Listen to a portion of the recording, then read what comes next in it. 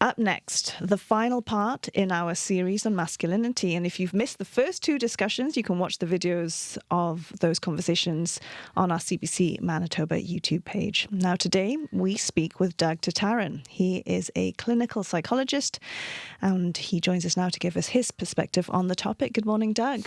Good morning, Nadia. So, when it comes to masculinity, Doug, I think one of the core questions around this topic, and you've kind of seen the previous discussions and this kind of come to the surface, is how much of these masculine traits are biologically innate and how much are constructed by society? Yeah, when you asked me to get involved in this topic of discussion, I was fascinated and a little bit challenged because my normal area of expertise is emotional processing, deep states of meditation, consciousness, and developmental theory.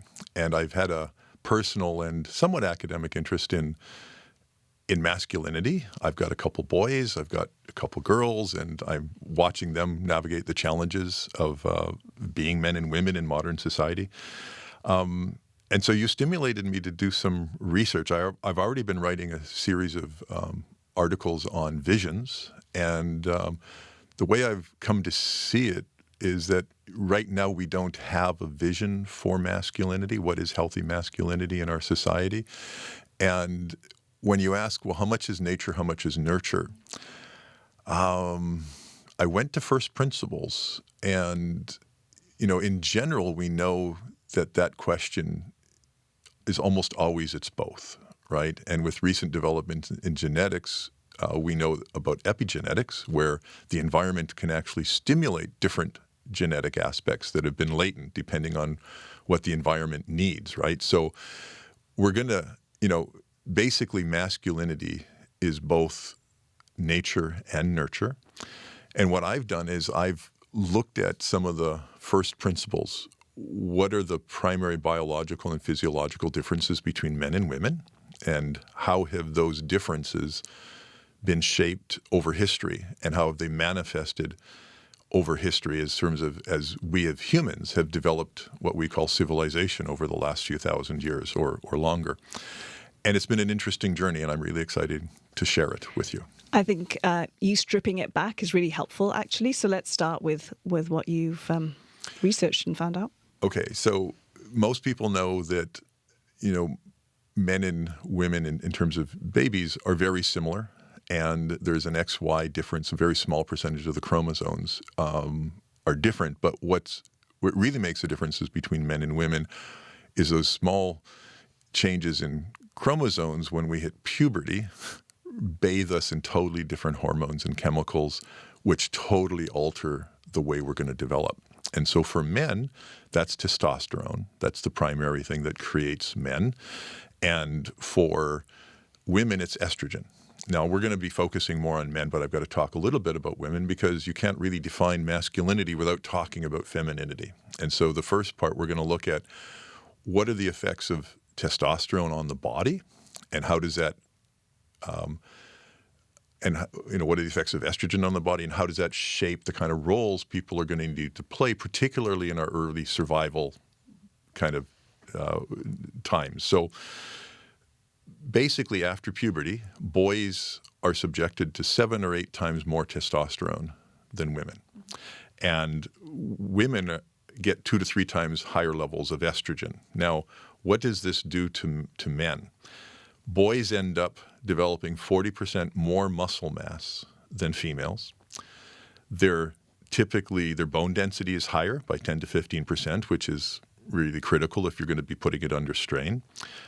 On average, that testosterone makes the boy grow about 4 to 6 inches taller, and for the same height, 10 to 15% heavier than a female.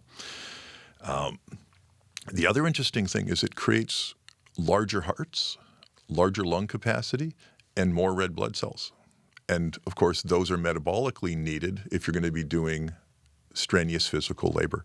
So literally we can see that testosterone has prepared the male body, at least in our more natural or primitive forms, to do heavy lifting, become strong and powerful, and to endure it for long periods of time. So that's sort of the basics of what are men biologically predisposed towards. Estrogen, on the other hand, when girls go through puberty, the estrogen starts their menstrual cycles. It prepares their body to become round and their breasts start growing, and they literally now become capable of generating offspring, becoming pregnant, and nursing the child. So the estrogen is literally creating a being who can nurture an infant, very different than what the men's body is being prepared for.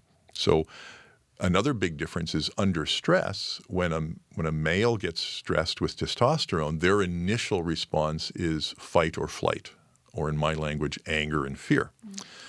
Women having less testosterone, when they get stressed, the estrogen actually predisposes them towards what we would call tending and befriending, or some people colloquially call it fawning, where they look for relationship, they look for support, they look for communication. So those two sets of biological differences. Now, if we take that and look at that from a kind of historical viewpoint, the balance of masculine and feminine energies or needs or strengths have been different at different times. So if we look at the idea of what is healthy masculinity, if we go back to, say, warring times, when we were parts of small clans or tribes that were fighting for land or against neighboring tribes, a healthy male literally was big and large and muscular and vicious and lacked empathy and capable of killing and defending the enemy, right? To defend the enclave or the encampment that they were in. So a healthy male right now would be considered a barbarian and not a healthy male in these times. But it was a healthy male back in those days. And it basically created enough stability of civilization that we evolved. And let's say we move on to another epoch, the agricultural or the pioneering days. At that point, healthy masculinity isn't about being big and vicious and killing things. It's about strength and endurance. So you've got to cut lumber down. You've got to plow the fields. You've got to use your body for long periods of time to do heavy labor to create a homestead, right? And it's not as vicious, but it's still something that biological men, are better suited for on average than women are. And women, of course, have maintained a fairly constant role through the different epochs because children are always needing to be nurtured.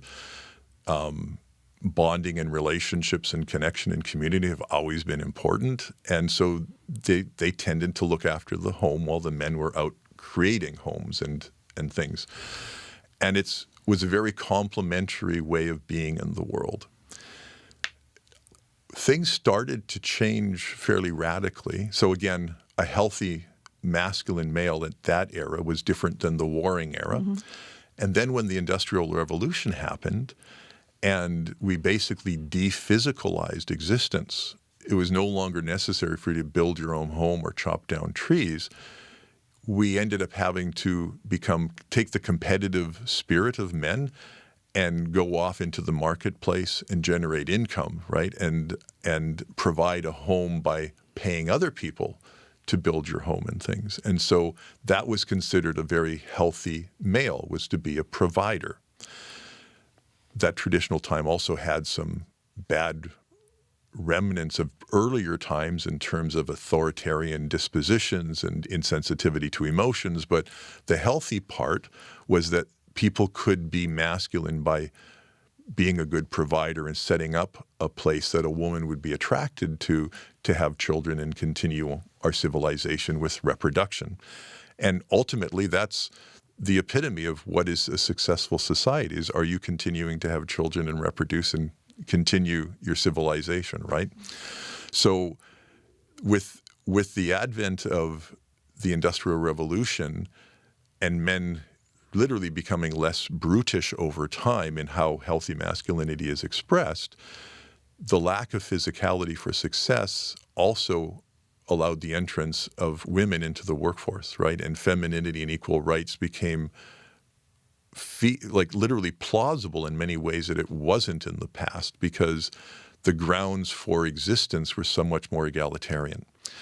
And so when we look at the extra number of people coming into the workforce and the achievement-oriented aspects of working in a workforce, the way of becoming masculine is starting to drain away. The differences between men and women are becoming cloudy because women can enter the workforce and make just as much money as a man. The attraction of a man creating a household, a home nesting kind of thing, can now be replicated, right? And the complexity of the job workforce also means that you need interpersonal skills and relationship stuff going on, which men, because of the lack of estrogen in their system, are not predisposed towards, right? They tend to be more isolated and functionally oriented than relationally oriented, which is what women tend to be more dispositioned for. So I think we've essentially entered this postmodern phase where there is no vision for what is a healthy masculine male anymore. And there's a lot of remnants and traumas from previous times and cultures that are being carried into the discussion. And there's a kind of backlash against men for having apparently been so dominant in the external world for such a long time, even though for much of life it was a collaborative effort between men and women, right? So women have found their voice, they're using it. Men have been less able to be as dominant as they were, and they don't have a voice or a direction to speak from. And so we're literally, I think, in the middle of a conversation that needs to be had, and the conversation needs to include men and women, and we need to create a vision for what does it mean to be a healthy male in modern times. And hopefully that's something we can talk about now. I wanted to talk about suppression, actually. There is a concern out there that, some of these kind of innate masculine traits are inherently bad or dangerous and therefore need to be suppressed. Some parents might not want their boys to buy toy guns or join a wrestling club for fear that it might breed violence and is harmful. What is the psychological impact of suppressing some of these kind of natural masculine tendencies? Yeah. It's a great question, and there's been some research looking at that, and we know that even boys which haven't gone through puberty, but they have, I guess, genetic or biological differences even then. If you give a boy a stuffed animal or some other relational kind of object, they'll often pretend it's like a car or a hammer or a tool and try and use it like that, which is different than little girls, which if you give them tools and other things that are traditionally boys, they'll often tend to find ways to nurture or find relationship to it or share it with other people. So there do seem to be these biological differences, and I think we have to honor them. If you tell a little boy that it's bad to get angry, well, then what do you do with anger? Right? We know the suppression of anger is linked to heart problems and mental health problems and health problems. And it's also very disorienting for a boy to be told that who they are innately is bad. We need to find ways to embrace the masculine aspect of boys, but to channel it into healthy directions. How do we do that? Well, I can give an example from my clinical practice. I had a young man come in when he was probably 17, and he had what was considered a congenital skin condition. And it was bad enough that when I saw him, his face, he'd pulled a hoodie over his face, and he was in the shadows, and he had long sleeves, and he was basically covering up his wrists and hands and his face. And when I asked about it, he pulled it back, and you could see that he had so much psoriasis on his skin that it was cracking and bleeding. And he'd come in because he was becoming suicidal. And we talked enough to find out that his condition oscillated. Sometimes it was better than others, and sometimes it was worse than others. And when it was really bad, that's when the suicide came. So we looked into diet and exercise and all these other things to see what might be related or correlated with these changes.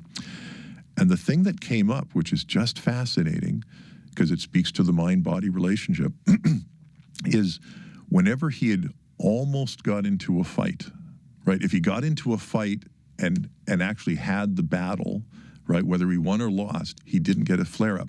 But if he almost got into the fight, got the anger activated, all the chemicals rushing through his system, and didn't burn them off, he developed the really bad eczema and the leaking. So what did we do? Well, to start with, we said, next time you get angry, we literally, Mom and Dad bought him a punching bag. He'd go home and he'd punch the heck out of that bag for an hour at a shot.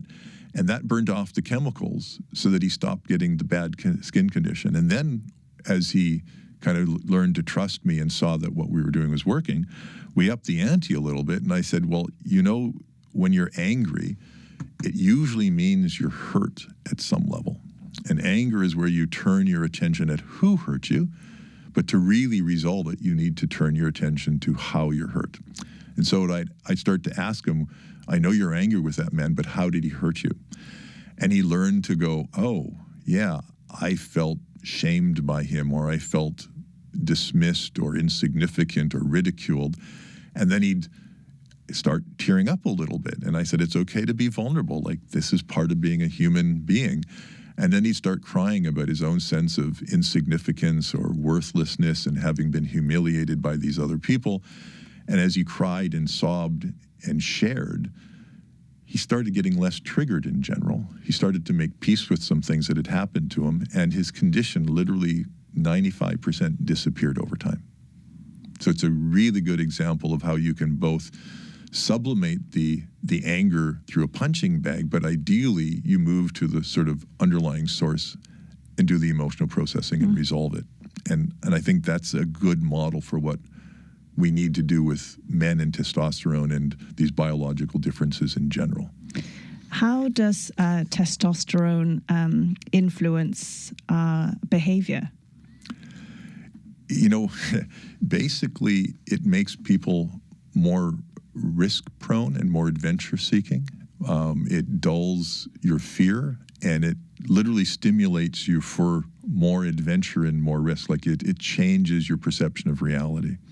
You know, and it also makes you more aggressive, right? But you can literally think that the healthy version of testosterone is the adventuresome, pioneering spirit that's willing to leave one land to go to another, right? In some ways, when we were migrating from one place to another place, it was likely the men, because they have higher levels of the testosterone, which makes them take more risk and look for adventure, that were probably pulling their partners along, right, or leaving without partners, than the women who are likely not to have that predisposition. So, you know, there's healthy components to the testosterone. They have a time and a place. Mm-hmm. I ask that because, you know, when we're talking about the effect of testosterone on behavior, you know, you can make certain generalizations. And this is where it gets tricky. We had a guest last week, Humberto, from White Ribbon, who was kind of talking about stereotypes of masculinity and around men, and that they are harmful and need to be challenged. And so it's tricky when you're talking about stereotypes, because there could be a kernel of truth to them, but also they are dangerous.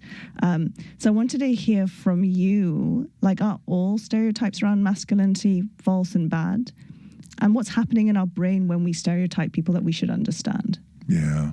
Well, by definition, stereotyping is dangerous because you're taking usually an extreme representation of something, almost like a caricature, and overlaying it on the individual.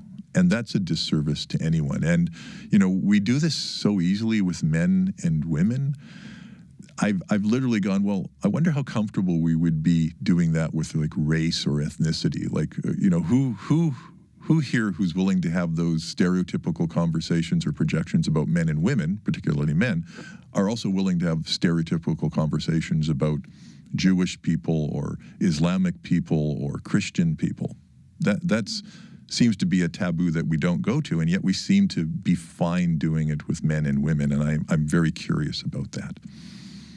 So talk to us then, what's happening in our brain when we stereotype and what we should pay attention to. I think stereotypes literally come from a stage of our development where we need to group people quickly into categories. And so by definition, it's a kind of black and white thinking, and it loses all the nuances and complexities of what's always going on. And so I would consider it a kind of reversion to a pre-rational way of thinking. And if we're going to survive in modern times, we need to at least have a rational standard for discourse. Ideally, a postmodern, standard as well, but, where empathy is involved, but at least a rational one. If we start moving to black and white thinking and us, them kind of stuff, we can't have the conversation. Doug, you're a clinical psychologist, and you started off, this conversation kind of saying we're in this moment now where there is a lack of vision for what healthy masculinity is. And it seems like it's a confusing time for men and women. What are you hearing from your clients, both male and female clients, that's kind of reflecting that confusion? Yeah. Well, most of my clientele are male, probably 80%, 90%. And when I give talks, 90% of the audience will be male. And it's really interesting when I'm at a public workshop where I'm giving a talk and there's men and women, but so men seem to be intrinsically interested in learning about emotions because that's what I teach. So they're cluing into the fact that they need to understand their emotions. They need to stop repressing emotions, which used to be a healthy thing to do, when you were in traditional role-oriented kinds of ways of being. But men are confused and they're trying. And because there's so few ways, so I've got men who are really intelligent software engineers. They're scrawny. They don't have a lot of stereotypical male traits. And as much as women are wanting, a new kind of male, they still seem to be wanting to date large, strong, dominant type people as long as they're sensitive and, caring as well. And so there's a whole group of people who don't have the biological kind of attributes that would attract males or females. And they're struggling. They really don't know how to go out in the dating scene and find a way to be attractive to women. And they want to have kids. And then I also hear women saying, I can't find men, what's wrong? And I hear men going, well, it's risky to get involved with women, especially if you're in positions of power, or authority. So there's a lot of complexity. Risky in what way? Well, I guess that's in a slightly different context, but I've heard of men in sort of positions of, say, employment who are less willing to take female apprentices because the potential dynamics that can go on if things just are a little bit out of balance or, even just perceived as being inappropriate, it can destroy their whole career, right? So men are hesitant to engage with women in some contexts that they might have in the past, which may have actually led to healthy relationships. Young men who aren't in positions of power don't know how to become attractive to women. And on the other side, and this was probably earlier in my career, I caught the end of a lot of the early feminists who really thought the epitome of life was to have a career and your own income and, success. And many of them ended up sharing that at the end of having achieved that, they realized that they'd passed the age of having children and they felt like there was an emptiness in their life that they had missed out on. And in some ways, they said they felt duped by the kind of propaganda or the story that they'd been told growing up. And so I've gotten, the sad part of this emerging times from both men and women. Mm-hmm. We are very biologically oriented towards having kids. It's an extremely fulfilling thing to do. It's not the entirety of life, but it's what's kept us alive for thousands and thousands of years since the beginning of time. We started off this whole series in my introduction talking about what a tricky and sensitive topic this even is, talking about masculinity. And you've listened to the previous conversations. We read out some feedback that we got from listeners. What should we pay attention to in ourselves if we're feeling like we're getting emotionally triggered by some of these conversations? Everybody grows up with their own particular history, whether it's of bullying or ridicule or mistreatment or even positive treatments, but we don't tend to have too many unresolved positive experiences. And so everyone has a different sensitivity and set of triggers. And I think if we're going to have this conversation, we need to take responsibility for what we're bringing to the table that maybe is being projected onto the other person and not necessarily being said by the other person. And, in my clinical practice, I talk about this by saying everybody lives in a bit of a dream bubble where we filter and select material based on our history and highlight those aspects. And unfortunately, it distorts reality quite a bit. And for everyday functioning, by definition, if you don't distort it too much, you're healthy. And if you distort it too much, you're not healthy. But when we get into conversations about contentious stuff, the distortions can come through and you're not necessarily dysfunctional in general. And so at that point, if you find yourself always being triggered or hearing the same thing in your environment all the time, it may not be because it's being said or emphasized in the same way you're hearing it. And so part of what I do with people is help them learn how to clear their emotional conditioning so that they can hear more clearly without the projections that we're intrinsically doing as human beings. It's just part of how we've come to function. You started off talking about how we need, as a society, a clear vision for what healthy masculinity is. How do we collectively have that conversation in a really kind of constructive way? I can sit down and think, and that's part of what I do. I specialize in thinking and understanding things, but I'm only able to work with the material that I've digested. If we're going to solve this problem, we need a whole bunch of different perspectives, lived experiences, concepts, constructs, and we need to have a conversation so that we can literally think as a society, think as a group, to come up with ideas and ways of being that we haven't thought of before. I do it all the time individually. I love it when I can do it in the group, right? And in order to do that, we kind of have to have a minimal standard for participating in the conversation. You can't say, I want to talk about masculinity and then proceed to pull out your megaphone and just blast your views at everybody without hearing and be emotional about it, right? If we're going to have a conversation, it means listening to other people, putting aside our reactions and trying to stay rational and reasonable in what's going on, assuming that the other person is just as moral, has just as much moral integrity as you do. They just see the world differently, and there's a reason for that. And so this is what I talk about as the postmodern kind of capacity, where instead of just being reasonable and rational and having your own perspective, you really want to see someone else's perspective. And ideally, I call it looking out through their eyes. So if you have some view on masculinity that is perplexing to me and it just makes absolutely no sense, and yet you as a person seem to have the same integrity I do, just different backgrounds, then my job is to be so curious about how you see the world and ask you so many questions that eventually I go, oh, now I understand why you see it the way you do. And I won't know that I have a second person perspective until I say, I think this is what you're saying. And you go, oh my God, thank goodness you finally have heard me. Mm-hmm. Now, once we have that, we have common ground and common language, and we can say, well, now let's try and find a vision that we can both share that honors both of our lived experiences and both of our ways of seeing the world. And that's a joyous, incredibly emergent thing to be part of. And that's what I'm hoping our culture is going to be doing. You said that you've thought a lot about what masculinity means. What's your vision for healthy masculinity in this era? I think I'm still shaping that.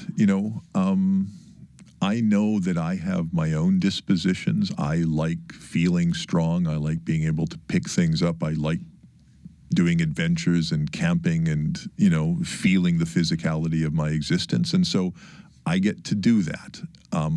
Other people maybe don't have the same levels of testosterone or the same conditioning, and so they need to find their own ways of being a healthy male. But if you look at the attributes of testosterone and what it does, we kind of need to honor that in whatever way we decide masculine should be being manifested. And it could be that we just end up making, contact sports more acceptable and not part of the toxic masculinity, that we say that the discipline of karate or kung fu and all of the violence that is contained in it is a good thing, because not only are you embracing your masculinity, but you're also learning the higher order levels of control and morality so that you can put it in service at the right time. Doug, thank you so much for this conversation. It's been wonderful, and I hope it's just the beginning of many more conversations on this topic, not necessarily here, but in the audiences and other places it shows up. Appreciate your time. Thank you. You're welcome, and thank you very much for inviting me.